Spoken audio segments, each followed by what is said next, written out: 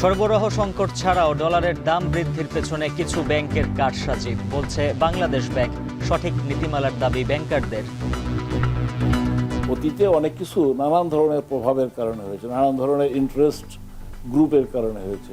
আমরা কিন্তু এগুলো চিহ্নিত করেছি এবং ইতিমধ্যে এগুলোর বিরুদ্ধে কিন্তু কিছু ব্যবস্থা বাংলাদেশ ব্যাংক নিয়েছে। ভিনদেশি প্রতারক চক্রের খপ্পরে পোশাক কারখানা, দেশে আসছে না 20,000 কোটি টাকার বৈদেশিক মুদ্রা। সুইজারল্যান্ডের প্রধান উপদেষ্টার সঙ্গে বিশ্ব নেতাদের সাক্ষাৎ, গণতান্ত্রিক উত্তরণে বাংলাদেশকে সমর্থন দেবে জার্মানি। রাজধানীর প্রবেশ মুখে বেড়েছে ছিনতাই, আতঙ্কে রাজধানীবাসী। আগস্টে ক্ষতিগ্রস্ত থানাগুলোতে নতুন করে তৈরি হচ্ছে অপরাধীর তালিকা।